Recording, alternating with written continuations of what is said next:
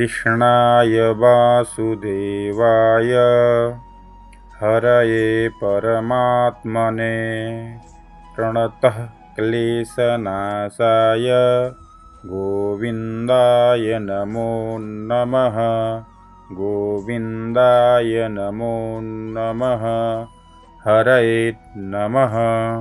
युधिष्ठिर्वाच। युधिष्ठिर बोले, हे जनार्दन, मलमास के शुक्ल पक्ष में कौन सी एकादशी होती है, उसका नाम और विधि क्या है, मुझसे कहिए।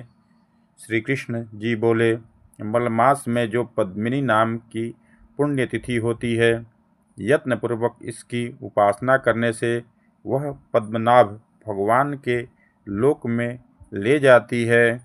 मलमास की पुण्यवती और पापों को नाश करने वाली तिथि कही गई है। उसका फल वर्णन करने के लिए चार मुख वाले ब्रह्मा भी असमर्थ हैं। पहले ब्रह्मा ने नारद जी से पापों के समूह को नाश करने वाले और भुक्ति मुक्ति को देने वाले इस पद्मिनी के उत्तम व्रत को कहा है।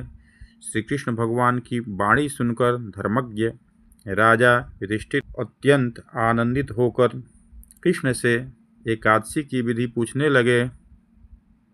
तब राजा के वचन सुनकर प्रीति से प्रफुल्लित नेत्र श्री कृष्ण जी बोले, हे राजन सुनो, जो मुनियों को भी दुर्लभ है उसे मैं कहूँगा। दशमी के दिन व्रत आरंभ किया जाता है। कांस्य पात्र में भोजन मांस, मसूर, चना, कोदो, साग, मधु तथा दूसरे का अन्न, ये 8 वस्तुएं दशमी के दिन वर्जित है। और हविष्य अन्न अर्थात जौ, चावल आदि और अक्षार अर्थात सांभर लवण को भी छोड़ दूसरा सेंधा लवण भोजन करें। दशमी के दिन पृथ्वी पर शयन करें और ब्रह्मचर्य से रहें और एकादशी के दिन प्रातःकाल उठें। विधि पूर्वक शौच करके दंत धावन न करें और 12 कुल्ला करके शुद्ध हो जाएं और प्रातःकाल में बुद्धिमान को उत्तम तीर्थ में स्नान करने के निमित्त जाना चाहिए। गोबर, मिट्टी, तिल और कुश लेकर पवित्र होकर और आंवले का चूर्ण शरीर में लगाकर विधि पूर्वक स्नान करके इस मंत्र को पढ़ें। सतबाहु श्री कृष्ण वाराह ने तुमको उठाया है। हे मृतिके, तू ब्रह्मा को दी गई और कश्यप मुनि से अभिमंत्रित हुई है।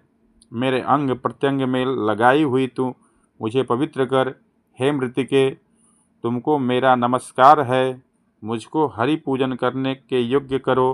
समस्त औषधियों से उत्पन्न और गौ के उदर में स्थित और पृथ्वी को पवित्र करने वाला गोबर मुझको पवित्र करे। ब्रह्मा के थूक उत्पन्न भुवन को पवित्र करने वाली धात्री को नमस्कार है।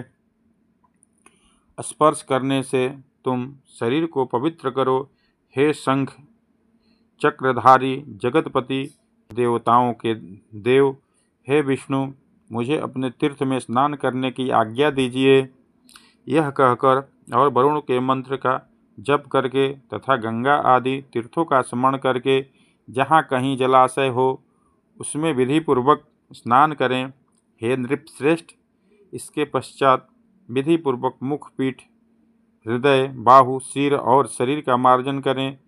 फिर सुखदायक, पवित्र और अखंडित अर्थात जो फटा न हो ऐसा श्वेत वस्त्र धारण करके विष्णु भगवान के पूजा करें तो बड़े बड़े पाप नष्ट हो जाएं।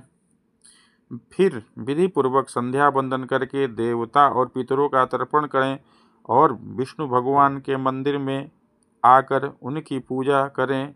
एक मासा स्वर्ण के बनाए हुए राधिका के सहित कृष्ण और पार्वती सहित महादेव जी की विधि पूर्वक पूजा करें।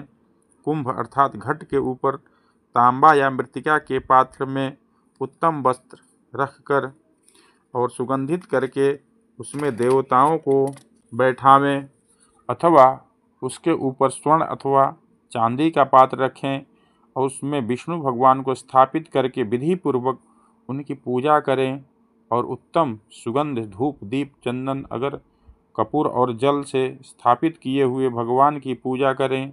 नाना प्रकार के पुष्प, कस्तूरी, श्वेत, कमल और ऋतु में उत्पन्न हुए पुष्पों से परमेश्वर की पूजा करें। शक्ति के अनुसार विविध प्रकार के नैवेद्य तथा नीराजन अर्थात धूप, दीप तथा कपूर से केशव भगवान और शिव जी की पूजा करें और भगवान के सम्मुख नाचें गावें। पतितों से वार्तालाप न करें और न उनको छुएं। मिथ्या बात न बोलें, विचार करके सत्य बोलें। रजस्वला स्त्री का स्पर्श न करें और वैष्णवों के सहित विष्णु भगवान के सम्मुख बैठकर पुराण सुने। मलमास के शुक्ल पक्ष की एकादशी का व्रत निर्जल करें अर्थात इसके व्रत में जल ग्रहण न करें। इस बात में केवल जलपान अथवा दुग्धपान करना चाहिए, अन्यथा व्रत नष्ट हो जाता है और रात्रि में गाते बजाते हुए जागरण करना उचित है। प्रथम पहर की पूजा में नारियल का अर्घ देना उत्तम है। दूसरे पहर में बेल से अर्घ दें। तीसरे पहर में बीज पूरक अर्थात बिजौरा और चतुर्थ पहर में सुपारी और विशेष करके नारंगी से पूजन करना चाहिए। प्रथम पहर में जागरण करने से अग्निष्टोम यज्ञ का पुण्य होता है, दूसरे पहर में वाजपेय का, तीसरे पहर में अश्वमेध और चतुर्थ पहर में राजसु यज्ञ का फल प्राप्त होता है। इस व्रत से बढ़कर न तो कोई पुण्य है, न कोई यज्ञ है, न कोई विद्या है और न कोई तप है। जिसने हरिवास अर्थात एकादशी का व्रत किया उसने पृथ्वी पर के समस्त तीर्थ और जितने क्षेत्र हैं उन सबों में स्नान और उसका दर्शन कर लिया। इस प्रकार से सूर्योदय पर्यंत जागरण करें और सूर्य के उदय होने पर उत्तम तीर्थ में जाकर स्नान करें। फिर स्नान करके भक्तिपूर्वक परमेश्वर की पूजा करें और पहले कही विधि से श्रेष्ठ ब्राह्मणों को भोजन करावें। घट आदि जो वस्तु है उसका और केशव भगवान की मूर्ति का विधि पूर्वक पूजन करके ब्राह्मण को दान कर देवें। पृथ्वी में जो मनुष्य इस प्रकार से व्रत करते हैं उनको मुक्ति फल को देने वाला यह व्रत सफल हो जाता है अर्थात इसके प्रभाव से मुक्ति प्राप्त होता है। हे अनघ, तुमने मुझसे जो मलमास के शुक्ल पक्ष की उत्तम एकादशी की विधि पूछा है वह मैंने वर्णन किया। हे नृपनंदन, प्रेम पूर्वक जो इस पद्मिनी एकादशी के उत्तम व्रत को करते हैं वे सब व्रतों को कर चुके और मलमास के कृष्ण पक्ष की एकादशी की भी यही विधि है। पापों का संहार करने वाली कृष्ण पक्ष की एकादशी का परमा नाम है। पद्मिनी एकादशी के एक मनोहर कथा मैं तुमसे कहूँगा जिसको पुलस्त मुनि ने नारद जी से विस्तार सहित वर्णन किया था। कार्तवीर्य द्वारा कारागार में कैद हुए रावण को पुलस्त मुनि ने उस राजा से याचना करके छुड़ा दिया। तब यह आश्चर्य सुनकर मुनि श्रेष्ठ नारद जी भक्तिपूर्वक पुलस्त मुनि से पूछने लगे कि इंद्र के सहित सब देवता जिस रावण से हार गए उस रावण को कार्तवीर्य ने किस प्रकार जीत लिया, सो कहिए। नारद जी का वचन सुनकर पुलस्त मुनि कहने लगे कि हे वत्स सुनो, कार्तवीर्य की उत्पत्ति तुमसे कहता हूँ। पहले त्रेता युग में है नामक राजा के वंश में कृतवीर्य उत्पन्न होकर माहिष्मतिपुरी का राजा था और उस राजा को 1,000 प्राण प्यारी स्त्रियां थीं, परंतु उनमें से किसी से राज्य का भार संभालने वाला पुत्र उत्पन्न नहीं हुआ।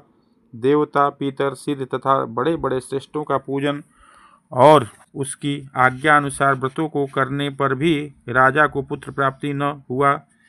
तब पुत्र के बिना राजा को राज्य का कुछ सुख न हुआ। जिस प्रकार क्षुधित मनुष्य को भोग विलास सुखदायक नहीं होता उसी प्रकार राजा को राज्य भी सुखदायक नहीं हुआ। तब उस राजा ने मन में तपस्या करने का विचार करके अपने मन को तप करने में लगा दिया। तपस्या से सर्वदा मनोवांछित सिद्धि होती है। इस प्रकार सोचकर उसी समय चीर वस्त्र अर्थात बल्लकल वसन पहनकर और जटा बनाकर अच्छे मंत्री को गृह का भार सौंपकर तपस्या करने के निमित्त यात्रा की। तब इक्ष्वाकु राजा के वंश में उत्पन्न स्त्रियों में श्रेष्ठ हरिश्चंद्र राजा की कन्या पद्मिनी नामक उसकी रानी राजा को घर से निकलते हुए देखकर वह राजा की प्यारी पतिव्रता स्त्री अपने पति को तपस्या के उद्योग में लगा जानकर अपने अंग से आभूषणों को उतारकर एक वस्त्र धारण कर ली और पति के साथ गंधमादन नाम के पर्वत पर रहने लगी। वहां जाकर राजा ने 10,000 वर्ष तक तप किया, गदाधर देव का ध्यान करते रहे, परंतु पुत्र नहीं प्राप्त हुआ। तब उनकी रानी ने हाड़ और नसें हैं शेष जिनके ऐसे पति को देख विनय से युक्त महासाध्वी अनसुईया से पूछने लगी कि हे साध्वी, मेरे पति को तप करते 10,000 वर्ष व्यतीत हो गए, परंतु क्लेश को नाश करने वाले केशव भगवान प्रसन्न नहीं हुए। हे महाभागे, मुझसे यथार्थ व्रत कहो, जिस व्रत से मेरी भक्ति से भगवान प्रसन्न हो और मुझे चक्रवर्ती पुत्र उत्पन्न होवे।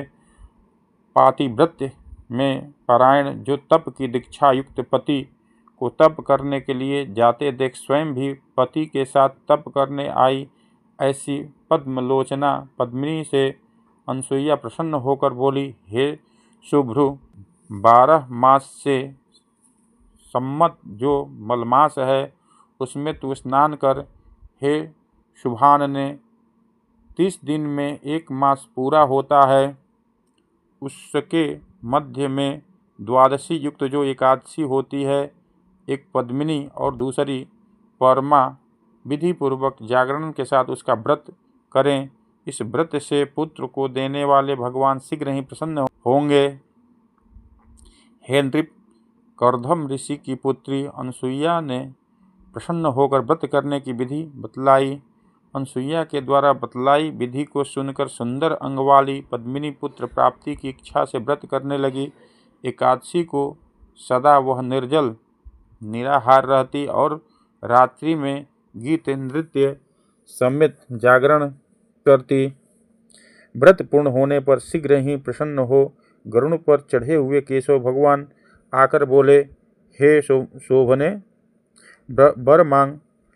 श्री भगवान के वचन सुनकर उस शुद्ध मंद हास्य वाली ने प्रीति से भगवान की स्तुति करके मांगा कि मेरे पति को आप बहुत बड़ा वर दीजिए।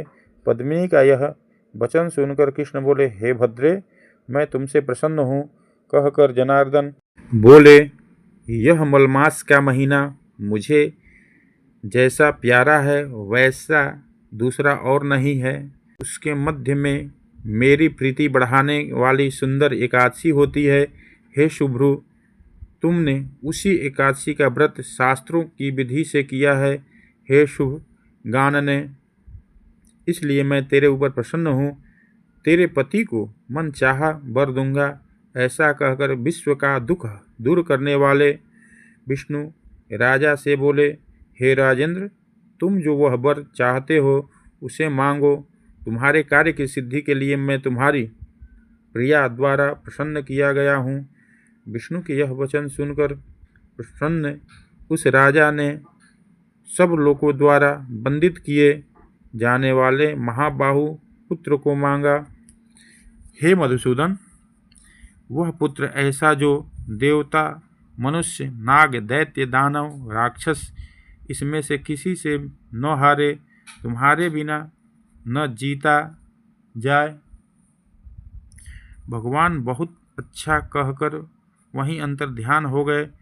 प्रसन्न है आत्मा जिनकी, ऐसे राजा भी प्रिय समेत हिष्ट पुष्ट होकर नर और नारी द्वारा मनोहर जो अपना नगर है उसमें आए और उस राजा को पद्मिनी रानी से कार्तवीर्य नामक महाबली पुत्र उत्पन्न हुआ। तीनों लोक में उसके समान कोई मनुष्य न था। 10 कंधर रावण युद्ध में उससे हार गया। चक्रपाणी गदाधर नारायण देव के बिना तीनों लोक में उसे जीतने में कोई सामर्थ्य नहीं था। मलमास के प्रसाद से और पद्मिनी के व्रत करने से रावण को हराने में विस्मय न करना चाहिए।